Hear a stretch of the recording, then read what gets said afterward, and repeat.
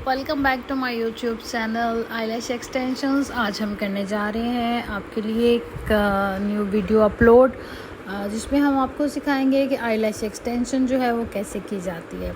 अच्छा जी, सबसे पहले मैं आपको सामान दिखाती चलूँ। ये कुछ आर्टिफिशियल लैशेस की जो है वो वैरायटी है, और ये जो नंबरिंग करनी होती है हमने, ये उसका है आँखों के नीचे जो हमने लगाने होते हैं पैच, कि किस नंबर की आईलैश जो है वो इंसर्ट करनी है।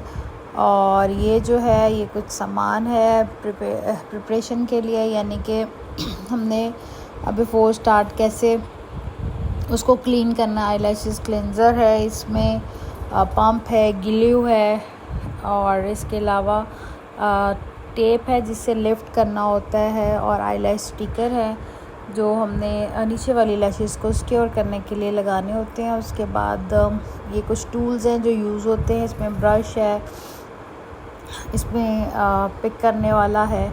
ये इसी तरह डिफरेंट स्टिकर्स हैं जो आंखों को सिक्योर करते हैं। ये फ़ैन है जिसे ड्राई करना होता है। ये पंप भी है, जिसे एयर पंप है जिसे ड्राई करना होता है। तो ये डिफरेंट किस्म के जो टूल्स हैं मैं आपको दिखा दूँ, ये चीज़ें इस्तेमाल होती हैं आईलैश एक्सटेंशन में। तो ये सारी चीज़ें जो हैं आपके सामने हैं। मैं एक बार फिर डिटेल से सारा कुछ दिखाती हूँ ताकि आपको पता चले कि अक्सर ब्यूटिशियंस आपसे कह देती हैं जी हम इतने में लैशेस लगा देंगे, इतने में, और वो हफ्ते बाद 3-4 दिन बाद उतर जाती हैं। तो एक तो वो उनके गम का इशू होता है कि वो गम जो होती है वो अच्छी कंपनी की नहीं होती, जिस वजह से वो लैशेस इस तरह करती हैं। तो ये सारा सामान आपके सामने एक बार फिर से मैं इसलिए दिखा रही हूँ ताकि आप लोगों को क्लियर हो जाए कि ये चीज़ इसमें इस्तेमाल होती है।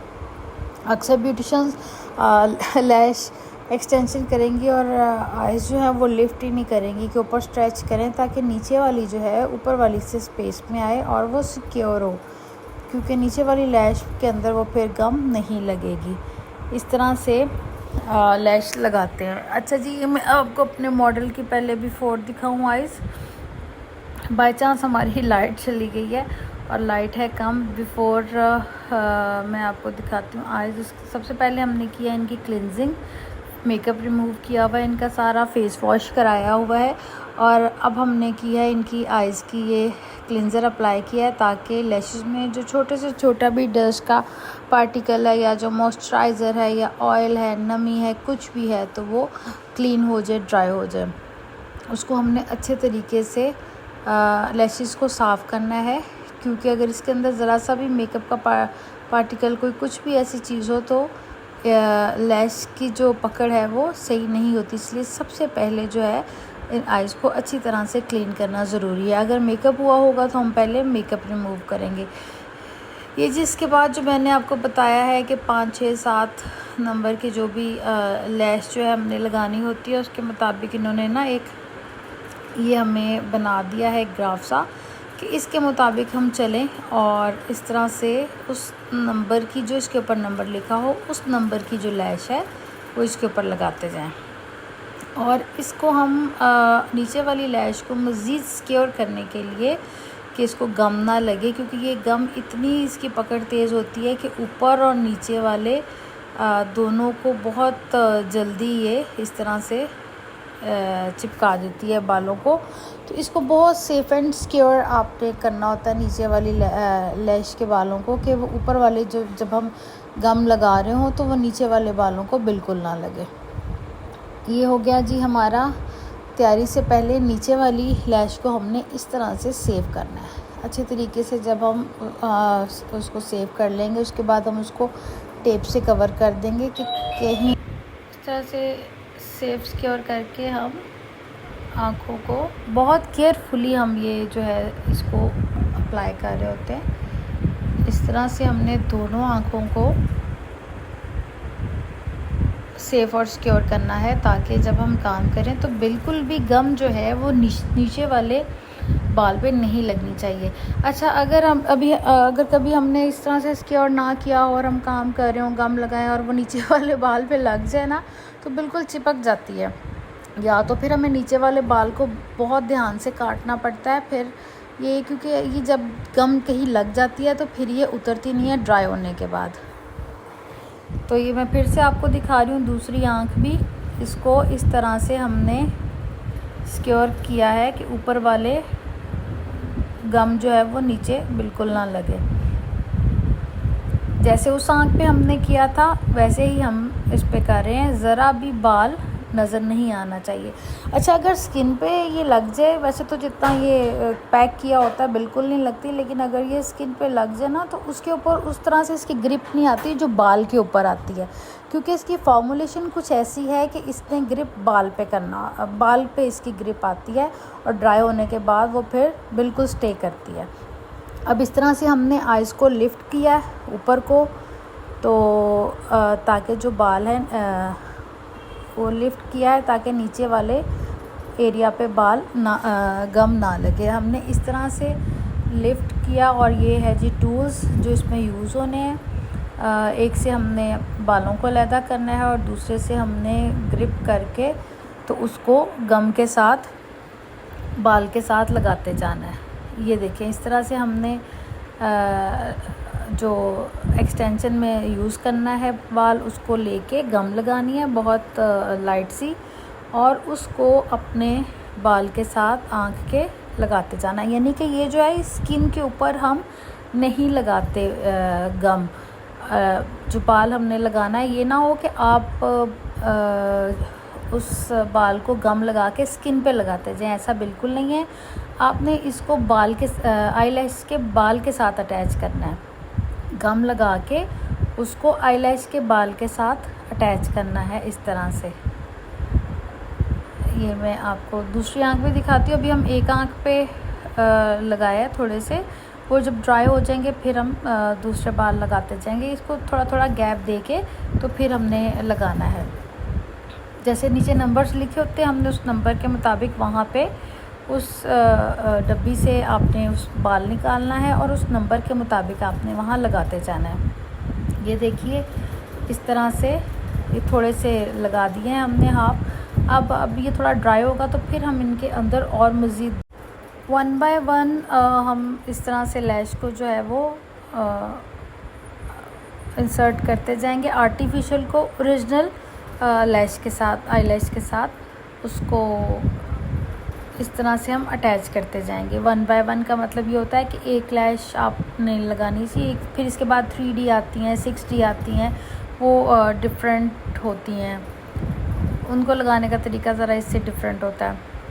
तो ये जो हमारा जिनके हम लगा रहे हैं इन्हें बहुत ज़्यादा वॉल्यूम नहीं चाहिए, तो उसके मुताबिक हम इसको एक एक बाल जो है वो लगा रहे हैं। इस तरह से थोड़ा वॉल्यूम ही देंगे।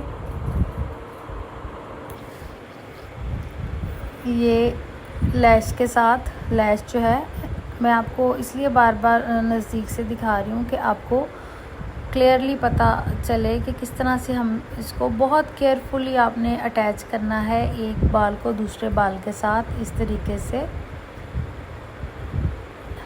लगाते जाएं, और जो सही ना हो उसको आप इस तरह से उतार भी सकते हैं और उस उतरे हुए बाल को दोबारा से आप लगा भी सकते हैं। अक्सर फिक्स करते हुए बाल टेढ़ा हो जाता है या उस जगह पे नहीं लगता जहाँ पे हमने लगाना हो, तो आप उसको फौरी उतार सकते हैं और उसके बाद आप उस बाल को भी दोबारा लगा सकते हैं। ये ज़रूरी नहीं है कि वो आप नहीं लगाएंगे या वो ज़ाया हो गया है। तो अगर आप वो नहीं लगाना चाह रहे या उसकी गम मोटी है तो फिर आप नया बाल उठाएंगे और उसको गम लगा के फिर आप इस तरीके से अटैच करते जाएंगे। जब आप इस तरह 1 बाय 1 सारी लैश को अटैच कर लेंगे तो उसके बाद आपने इसको ड्राई होने देना है। वैसे तो ये जो गम होती है कोई 1 सेकंड की होती है, कोई 10 सेकंड की होती है, कोई 2 सेकंड्स की होती है, तो वो उसी वक्त अपने सेकंड्स पूरे करके वो ड्राई हो जाती है। लेकिन जब आप इस सारी लैश इंसर्ट कर लें, सारी लैश एक्सटेंशन, तो आप जो जिनके लगा रहे हैं उनको 10-15 मिनट के लिए स्टे दे दें बेशक, ताकि उनकी आइज़ जो हैं ज़रा ईजी। इस गम की जब आँख खुलती है तो इस गम से आँख में पानी आता है, आँख खुलने के बाद अक्सर जैसे हम हाइड्रोजन या अमोनिया कोई भी चीज़ हमारी आँख में जाए तो उससे पानी, उसकी गैस जाए तो आँख से पानी निकलता है। सेम वैसे ही इस गम को थोड़ी देर आपने आंखें बंद रहने देनी है स्टिकर्स वगैरह उतार के, ताकि जिसके आपने अप्लाई किया वो ज़रा नॉर्मल हो। ज़ाहिर है आँख लिफ्ट की हुई है तो मॉडल को कितनी देर आप इस तरह रखेंगे, वो फिर जो करवाते रहते हैं उनको तो पता होता है जी अब मेरी आई लैश जो वो स्किन ऊपर वाली है वो लिफ्ट होनी है या नीचे इस तरह सिक्योर करना है। तो जो फ़र्स्ट टाइम कराते हैं वो ज़रा घबरा जाते हैं कि पता नहीं क्या हो रहा है, कि आँख कितनी लिफ्ट हुई हुई है या कुछ भी। अच्छा, ये इसके साथ बाद में आपको ये दिखाने के बाद दिखाऊंगी कि हमने इसमें ब्रशिंग कैसे करनी होती है। अच्छा, जब आप एक दफ़ा ये लगा लें, आंखें खुलवा के देखेंगी कि आपको दोनों लैश जो है इक्वल लग रही है। अगर आपको दोनों लैश इक्वल लगें कि हमने सेम इतनी ही इधर और इतनी ही उधर लगाई हैं, तो फिर आप जिससे लिफ्ट किया था उस स्टिकर को रिमूव कर दें, ताकि जो आइज़ है वो ज़रा सॉफ्ट हालत में आ जाए। और जो हमने लिफ्ट किया होता है, ज़ाहिर इरिटेशन तो होती है, आँख इतनी देर लिफ्ट रखें आप उसको इस टेप के साथ। तो अब आप इसको बहुत केयरफुली उतारें, स्किन को ज़्यादा खींचना पड़े, इस तरह से उतार के। तो आप 10-15 मिनट के लिए ज़रा 5-10 मिनट के लिए भी क्लाइंट को स्टे दे दें। ये देखिए इस तरह से इनकी लुक है। अच्छा, जब हम ये उतार लेंगे तो 5-10 मिनट बाद हमने इस ब्रश के साथ इस तरीके से ब्रश करना होता है, ताकि जो बाल नहीं, जिस बाल की पकड़ हुई है वो उतर जाए, वो अलहदा हो जाए। आपने इस तरह से ब्रश करना है ताकि एक्स्ट्रा बाल जो हैं वो सारे निकल जाएं। और फिर आपने उसके बाद जो नीचे आपने सिक्योर करने के लिए, सेव करने के लिए स्टिकर लगाए थे, वो भी इस तरह से उतार दें ताकि और नॉर्मल हो जाए क्लाइंट। और उसका काम तो डन हो चुका हुआ है। अब आंखों से पानी आएगा क्योंकि हमने भी आंख खुलवाई थी। जैसा कि मैंने पहले बताया है कि जो पकड़ वाली गम होती है वो थोड़ा आंखों को इसी तरह से करती है, थोड़ा पानी निकलता है। तो ये जी हमने इस तरह से निकालना है। इसके बाद हमने इनके ऊपर इंस्टेंट क्योर लगा देना होता है, ताकि जब पानी निकलना बंद हो जाए तो आपने इसके ऊपर इंस्टेंट क्योर लगाना है, ताकि जो हमने लैशेस लगाई हैं वो उसकी पकड़ और अच्छी हो जाए और ज़्यादा देर स्टे करे। आपने क्लाइंट को घर में यूज़ करने के लिए भी इंस्टेंट क्योर देना होता है कि जब भी वो फेस वॉश करे उस इंस्टेंट क्योर को यूज़ करें, ताकि इसका टाइम और लॉन्ग लास्टिंग होता जाए। ये है जी इनकी फ़ाइनल लुक। आई होप कि आपको मेरा काम पसंद आया होगा।